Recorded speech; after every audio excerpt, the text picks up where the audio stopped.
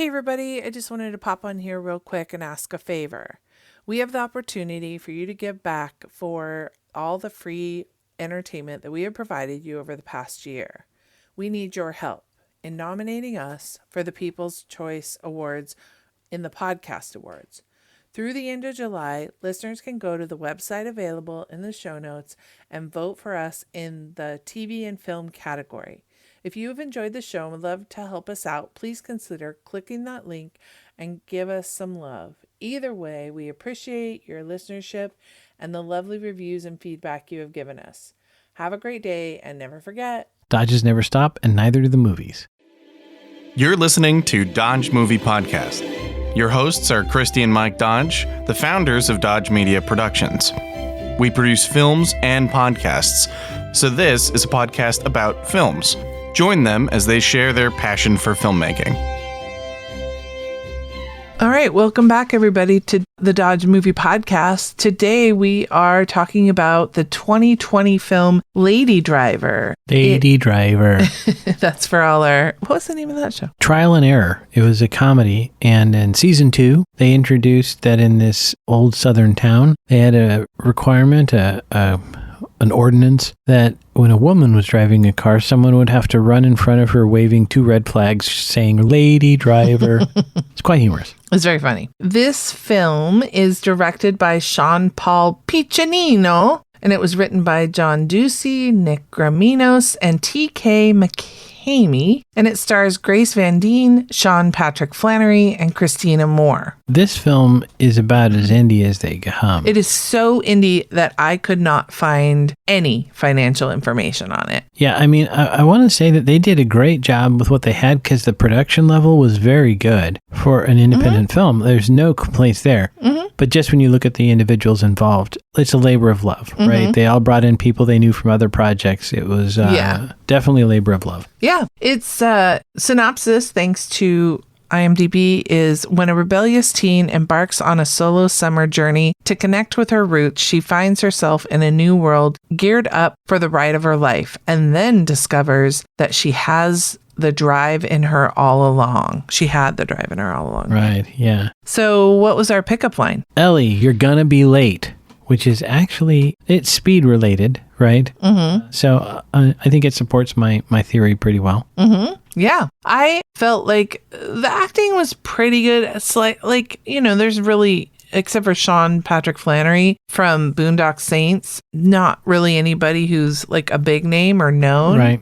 But I thought everybody did good. The girl who stars in it, the lady, she has a Hilary Duff vibe. Oh, yes, you're right. She does kind of have a Hilary Duff vibe. So I believe you had found that there was a review by one racer where he said this is a Hallmark movie that guys can watch. Yeah. And so as an avowed lover of Hallmark movies, I consider that a compliment. But I think what they're getting at is it has a little bit more of the young adult feel to it. It's not terribly... sophisticated or complicated in a certain sense. Is pretty straightforward, which I think works well for the film. That's not a criticism. It's just the kind of story it is. Yeah, absolutely. Let's see. What did you think as a race fan of the cinematography of this film? Well, the first note I have in my cinematography was not strictly related to racing. Early in the film, she's in her shop class, her auto shop class. Right. And they're doing a final exam. And in the background, there is a girl in tight pants doing nothing but posing in front of the tool chest. It was very distracting. We never saw that character again. They never explained why in the middle of an exam, someone would be just standing in front of the tool chest. It was bizarre. Oh, is that just to show that not every girl in this town was as adept as... Yeah, maybe so. Like that would actually make more sense than anything I could think of. I did like there was a lot of montages, which is one of my favorite. But I thought that the racing was done pretty well. I don't know how they filmed all of the racing scenes, but some of them for the in-car footage could have been GoPro on the windshield, right? But I thought it was pretty decent footage. It was exciting. I liked it. I think a lot of the film was shot at the Petaluma Speedway. And a little bit of trivia is the garage that they used, that a lot of the film took place in, her uncle's garage, was the same garage in the 2018 movie Dirt. Oh, I don't think I've seen that one. And the late model that Ellie drives in one of the races is owned by Bob Pierce. And it was driven by his real life son, Bobby Pierce, who has a line in the film. Damn it, Bobby. Actually, both of the cars, the modified and the late model, are real legit race cars. We know this because all of the advertisements on them, their sponsors are actual real Advertisers. Yeah, it really sponsors of some sort. Yeah. Right. I had a problem with the there's kind of like a nemesis for her in the film. And it kind of sets it up almost at the beginning like he's going to be like the bully, right? He's going to be the jerky alpha male. Is. Right. Except that she kind of is flirty with him at times. And I thought they ended up getting together at the end. Spoiler alert. Oh, I don't know that they get together, but I think she actually kisses Merle. Oh, okay. In order to, but no, I was a 16-year-old boy at one point, believe it or not. And I can tell you that 16-year-old girls do, in fact, flock to the jerks. Oh, that's true. I felt this was a very realistic writing. That's true. Yeah. But yes, the character of Buck was kind of a douche nozzle. And one thing that I thought didn't make sense, but then maybe was done to show that he was like that, is some racers will put a piece of red or yellow tape at 12 o'clock on their steering wheel as a visual indicator for how far they've turned the wheel. Uh-huh. And he did that in his pickup truck. And it's not a race car. It doesn't make any sense. But then I thought, okay, if you're like a 17-year-old jerk, bully, who's spoiled kid. Racing. Yeah, maybe you would do that. Yeah.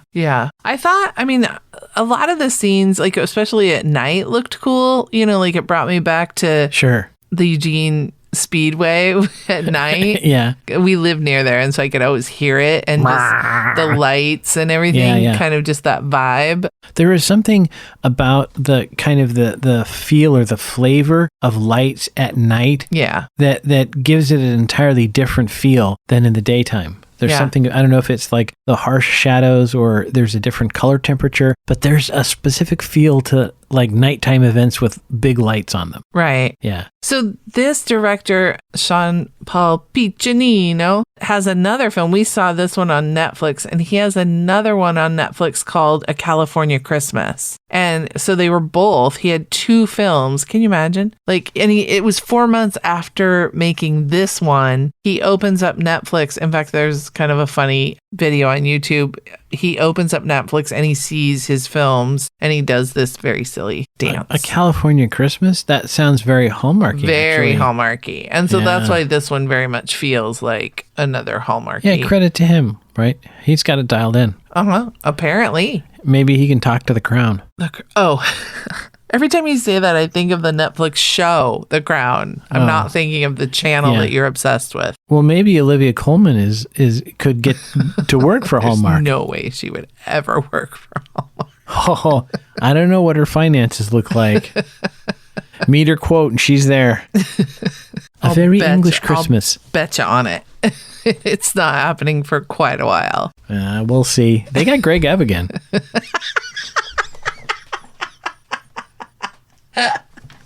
Oh my God, deep pull. Yeah. And what's great about that is I will buy breakfast for any of our listeners who know who that is. I went into that joke not knowing who I was going to pull. Oh, wow. I'm impressed. Yeah. Okay, what about the editing? Did you feel like it's tough to follow up Tony Scott with Days of Thunder, but what did you think of the editing of like the race films? And I thought the editing was good because I didn't notice it. Yeah. I thought it was really well done. That's why I said I was surprised at how indie this film is, because I felt like the cinematography and the editing and the sound were top notch. Yeah. At no point did I look at it and say this looks like a cheesy TV movie. They really landed it. Yeah, they did a good job. I'll give them their due. Yeah, again, for the budget, right? It's not Days of Thunder. Yeah. But you're right. They have overhead shots, they have in-car shots. They had a stunt. So a big explosion. Yeah. This is good stuff. big time. Oh, and they had a skateboarder. That was an area where it did kind of bump me a little bit, because it was very obviously a boy put in a skirt riding the skateboard when it was supposed to be her. Yeah. And I just saw, because we've got IMDb up, so the trailer's running. I remembered there was a bit of trivia that traditionally on dirt track racing, there is no comm system, no communication, no spotters. Walkie-talkie. But they did find one race in California that allows it, and so they felt that it was okay to then put it in the movie. Okay, I'll give them. I'll allow. You picked up on that it was like, that doesn't happen. Well, I just was never familiar with in dirt track racing anybody having a spotter. But I have to say, this was a little bit of a problem in the writing department, because at one point, the spotter said, watch your six. You would never say that. You would give them actual useful information. Like he's on 23, your left fender? Yeah, they give you a location and a distance and tell you who it is. I mean, just watch your six. Okay, fine. What does that mean? That's not actionable. So that was the bit. But certainly if you had a spotter, that would be very, very helpful, because they can tell you not only where other vehicles are relative to you, because often in those cars you don't have very good visibility. Right. But also they can watch the track and they can give you, the high line is working better and information that you wouldn't have as a driver. So the spotter is very helpful. Before I head on to sets and sound, is there anything about writing, editing that you want to... So this kind of is firmly in the category of maybe too Hallmarky, but I really could not believe the dialogue from the little sister when she says to the dad, "Teenagers, am I right?" I don't think any 9-year-old has ever said that. The little snarky. Right. And then there is a subtle kind of exposition throughout the film of showing why there's this relationship between her and her uncle and how it was strained, and then her dad and her mom. So I thought that was actually pretty well done, pretty well revealed. Mm-hmm. But it's kind of funny that at one point the uncle says easy on the gas, and then they immediately cut to her stomping on the throttle. So that was, but there was a funny line here which I really like, where he says, "You did most of the work," and she says, "Well, I was in the top 2." And I was like, that's a pretty darn good joke for this film. So good job, guys. Because it was between him and her. Yeah, the two of them worked on it. Yeah. So yeah, I thought that was the writing was pretty good, but like I said, it was pretty straightforward. There wasn't a lot of, but I think for basically a simple plot line, it was, like I said, it's really well done how they revealed things slowly throughout the film. Yeah, I thought because there were some plot points with her father, we didn't really know until later, I feel like. Yeah. When he died, we knew he was no longer in the picture, but they kind of brought that out later. I did feel like, and I kind of understand this because it's tough to balance all this, I did feel like they resolved the issue with her and her mother rather quickly. Yes. And that's kind of the young adult or Hallmarky part of it. I feel like it's a little bit unrealistically, you have the face turn that the mom suddenly becomes a fan. Yeah, and she's on board and helping out, even though they painted her as somebody who absolutely hated racing, understandably, because it killed her husband and father. Didn't even want her daughter to get a driving license at all, let alone race. Right. So, and then now she's going to hop on and be her spotter. Right, yeah. Right. Any head trauma in this one? Well, I didn't make note of any head trauma. There were a couple times when people spun that could have maybe gotten there, but I got nothing. Okay. And we got one smooch. You already alluded to that one. Smoochy, smoochy, smoochy. Yeah, so Merle plays the nerd that has a crush on the pretty girl, and she smooches him at the end of the film to teach the douche nozzle Buck a lesson. Merle is very happy, and speaking for every 16-year-old dork out there, yeah, way to go. And I mean, this whole film could be a driving. I mean, we've pretty much done a driving review, but anything stand out? Yeah, I have a few notes. Okay. So I do want to say the costumes get a little bit of tip of the cap because the people in the crowd for the race have actual racing parts and equipment sponsors ball caps. So they at least went down and asked them, what would you actually wear? So that was nice. So first of all, when you're trying to communicate, clothing can tell a story, but so can the cars. Mom and dad have a Porsche and a BMW parked in front of the house. So that tells the audience that they belong in Monterey. They've got money. Well, not only that, remember I noted, and I've seen this in 1,000 movies, but all of a sudden seeing it in this one, anytime that the female, or well, I guess it could be male or female, has the sweater tied around their shoulders with a white polo or a white button down. Yeah, maybe light blue. Indicates, that person's wealthy. Yeah, they're Tony. Yeah, and I suspect if you looked in Wedding Crashers, Absolutely. probably the Bradley Cooper But character. I can't remember the did last that. time I actually saw that out in the wild. Somebody wearing that. Oh, it was very common in my high school. No, I know, but I mean today. I sure. cannot tell you if I've seen somebody wearing a sweater tied around their shoulders like that. Okay, listener RJ, can you tell us if you've seen someone with that sweater tied around? Today. Yeah, today. Like in the grocery store or Right. Yeah, at in the the wild. Saturday market. I mean, I'll even grant you in the Whole Foods. Yeah. I don't think you would see it. Yeah. All right, so we go to the numbers? No, there's so much more my emotive goodness. talking. Oh, please, I'm so sorry. Goodness Please sakes. continue. I'm like one bullet you item in. paused. Well, okay, we are having a conversation. I was trying to be polite. Okay, so kids, do not commit grand theft auto, even of the Toyota Corolla at the school's auto shop. That was like, but teenagers are stupid. But don't steal a car. That's a big deal. It could be a felony. And so I did look that up. And in California, grand theft auto is not $1,000 or more. It's actually $400 or more, which, as I'm sure most of our listeners know, is pretty easy to hit $400 with a car. So pretty much any car theft is grand theft auto. You're looking at a felony. Don't do it. What I thought was interesting, I don't know if this is coincidence or if they were trying to tell a story about how Uncle Tim, despite being a great mechanic, is now a drunk. Uh-huh. The tow truck that he takes to go to Monterey with her, Right. one of the rear brake lights is out. And a mechanic, you would think, especially one with a history in racing, wouldn't do that. Well, except for, the whole busman's holiday or a painter's houses always looks crappy. Right. Is that what it is? Like he's too busy working on everybody else's cars. He doesn't work on his own. Could be. And if that vehicle looks like it's simply replacing a bulb, I think he could do it in 10 minutes. Oh, it's not that he can't do it. He just, by the time you clock off taking care of everybody else's cars, you just want to go home and have a beer. Yeah, it could be. You could be right.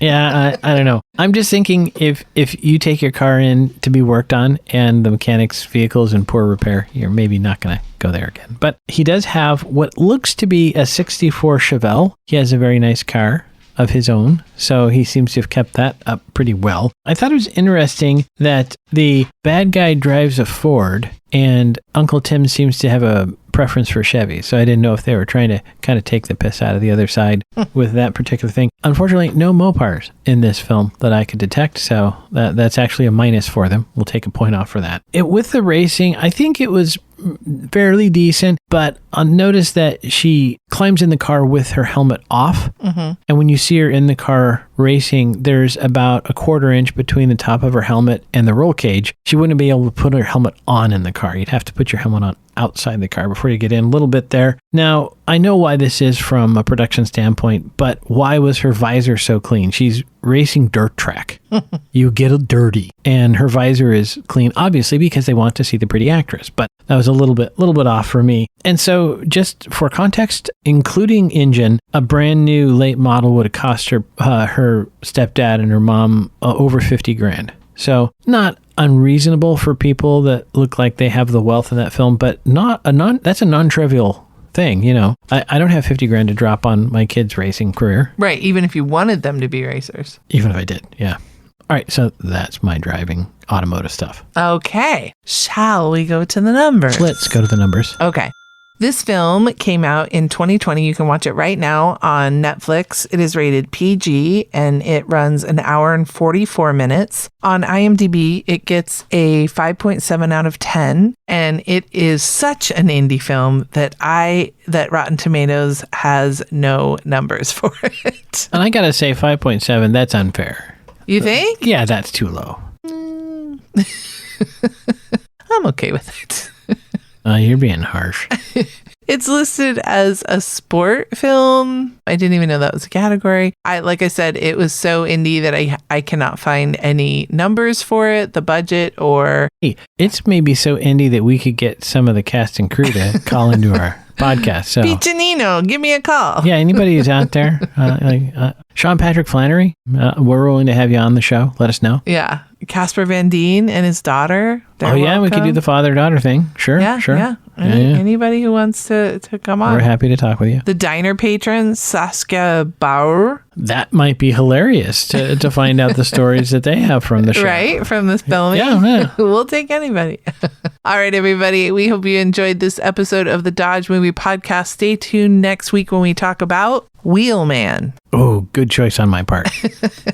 Wheelman is available on Netflix also. So check out those films and never forget, Dodges never stop, and neither do the movies. Thanks for listening to Dodge Movie Podcast with Christi and Mike Dodge of Dodge Media Productions. To find out more about this podcast and what we do, go to dodgemediaproductions.com. Subscribe, share, leave a comment, and tell us what we should watch next. Dodges never stop, and neither do the movies.